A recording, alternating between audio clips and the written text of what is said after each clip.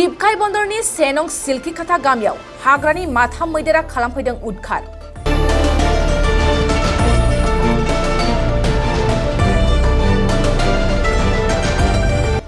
न'बांजों लोगोसे माइ माइरं सिलिंखार आरो खुनुरुखुम सासे आइजोनि जिउ रैखा। हरनि समावनो खेबनै गाग्लोबदों टिपकाय ओनसोलनि गंनै नखराव। मिथिनो मोननाय बादिब्ला टिपकाय बन्दरनि 1 नं सिल्किखाथा गामियाव मोनानि 9 रिंगासोआव हाग्रानि मैदेरा न'बां सिफायनायजों लोगोसे माइ माइरं सिलिंखार खालामना मंगलती ब्रह्म मुंनि सासे आइजोखौ जोखोम खालामो। जिउखौ रैखा खालामनो थाखाय न' सिंनिफ्राय ओंखारनाय समावनो उन्दुग्रा सखिखौ हाग्रानि मैदेरा बोखारनायाव सखिया मंगलती ब्रह्मनि गोदोनायाव नाङो आरो बेबादिनो मंगलतीया जोखोम जायो। फारसेथिं बै हरखालिनो 11 रिंगासो समाव हाग्रानि मैदेरा फिन आरोबाव टिपकाय गोजोनपुरि गामियावबो हाबनानै थाग्रा न'जों लोगोसेनो माइ माइरं गासिबो सिलिंखार खालामलाङो। टिपकाय फरेस्ट बिट अफिसनिफ्राय मोनसे हानजाया गोब्राब नाजानानै गोबाव समनि उनावसो मैदेरखौ होहरफिननो हानायखौ बे समाव मिथिनो मोननाय जादों। खहा जानाय दुखुथिया नखरफ्रा सरकारनिफ्राय जा हायो एसे खहा सुफुं हास्थायदों। बे समाव गासै जाथायखौ लाना भुगिनांनाय नखर टिपकाय फरेस्ट बिटनि मावफारिया लोगोसे खरागाट रेन्जनि मावथि हानजाया खौरांगिरिनि सिगाङाव मा फोरमायखो आबुङै मिथिना ला। आं हारसिङै उन्दुनानै दङमोन। बे समावनो मैदेरा फैनानै न'खौ गाख्रेबफैबाय। खयथासो समावहाय फैयामोन मैदेरा? नयथासोआवहाय। हरनि 9 समावहाय। बे समावहाय नों उन्दुबाय थादोंमोन? उन्दुबाय थादोंमोन आङो। आंखौथ' जेबो खालामाखै। आं खुलुम गाबबाय थाबाय। जेबो खालामाखै, होसोआखैबो आंखौ। दा नोंनाव मा इसेबां खथि जाखो? आंनावहाय दा बे सखि नाथ्रोद हरनायाव बेनि दाफोनाव नांदों आरो सखि माबाया बाथामफ्रा। न'आ गंबैसे बायखो न'आ? न'आ गंथाम बायबाय। सरकारखौ मा खावलायहरनो सानदों नोंलाय? सरकारनिफ्राय आं गैयै मानसि, रानजि मानसि नालाय सोरबाफोर एसे एनै हरगोन नामा सानदों आरो आङो। जोङो मैया थिग बिदिनो बिलिफाङाव खबर मोनदों आरो ना मैदेर हाबफैदों होननानै। बेनिफ्राय खोनानायलाय जोंबो फैबाय। ओरैनोथ' फैनानै जों बायनायखौसो नुफैबाय नालाय मैदेरखौथ' जोङो मोगा मोगि बांसिनानो नुवाखिसै, माखासेया नुदों। बे टिपकाय बिदिनि मानसिफ्रा लोगो मोनबाय। जों रेन्जनिफ्राय फैनायाव एसे लेट जादों। अब्लाबो बेखौथ' खानानैबो दोनजाया, होखारहरनोबो हाया। अब्लाबो नायफैनांगौ खामानि नालाय जों मैया नायफैबाय। दा नुबाय नै न'फ्राथ' बिराद गाज्रि अबस्थायै सिमफायलांदों। दा बबेथिं थांखो मिन्थिथ'आ आरो जिनिसखौ। जोंनाथ' खामानिया बेनोखा नालाय थिगानो दं, जोंना स्टाफफ्रा मोजां खामानिखौनो मावदों। जोंबो फैदों। हरनि बिदिनो 1थासो जादों नामा। जों माने बिसोरखौबोथ' खस्थ' खालामनानै गिदिं नायफैबाय। नायफैनांगौ बायद'खा जोंनि। दा मा खालायबावनो, दाथ' सिमफायबाय जागोन।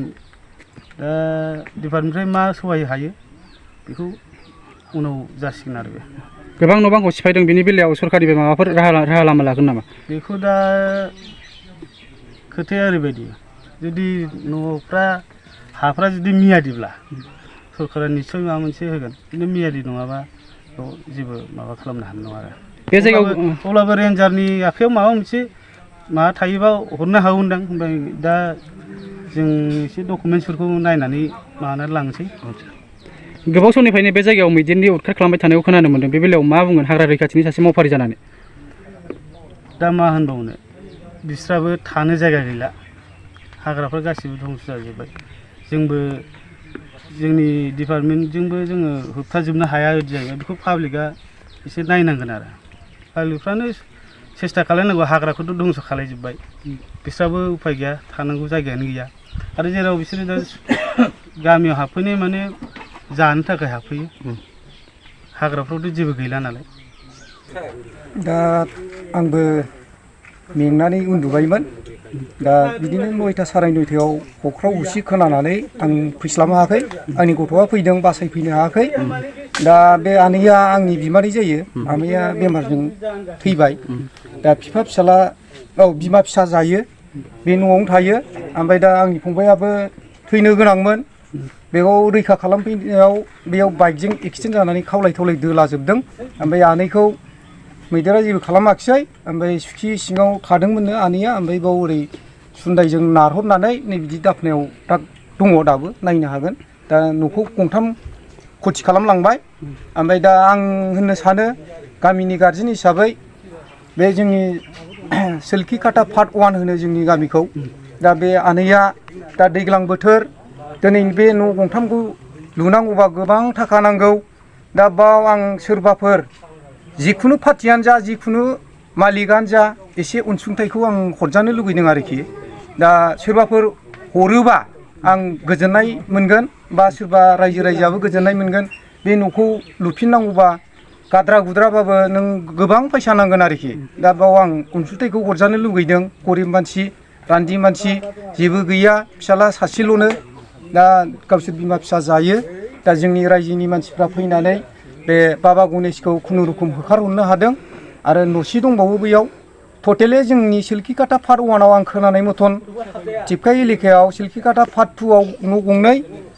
न'खरनै ओमफ्राय बे पार्ट 2 आव गंनै ओमफ्राय दा बेखौनो बुङो आङो दा जिखुनु हक फरेस्ट डिपार्टमेन्टनिफ्राय जोंहा रेन्जारा मा हरो बा जोंनि बे जिखुनु दा गोदान सरखारफोर आं बेनावबो आं आर'ज गाबहरो बेफोरबायदि जेनेबा अनासिथा खालामनाय जों होखारनोबो हाया जोङो गावथारनोबो हाया जेबो खालामनो हाला जाहैबाय जोङो नाथ्रोदनोबो हाया दा नों इसोरनि माबा हरनाय दा जों सोरबाफोर अननानै हरोबा जों बेखौ आजावगोन आरोखि नोंथांमोननि गामियाव बे मैदेरा गिबि खेबना फैबाय थाखायो सिगांनिफ्राय आगोलाव बोसोरनै बोसोरथाम बे बासबारियाव बुथारबाबो दंखायोमोन आरो सिमोनबो फैदों जेबो खथि खालामाखै खिन्थु देग्लाय एसे मानसिखौ खथि खालामाखैबो जोंनि न' बांखौ सिफायलांनाय जाबाय आरोखि बेनो फार्स्ट जोंनि गामियाव खथि खालामलांनाया थाखो 8, 9 आरो 10 फरायसाफोरनि थाखाय मोनसे गोनां फोसावथाय इम्पल्स आसामा नोंथांनि थाखाय होदों अनलाइन टिउसन एप्सनि सुबिदा बर' आरो एसामिस मोन्नैबो बिजोंनि 8, 9 आरो 10 थाखोनि बिगियान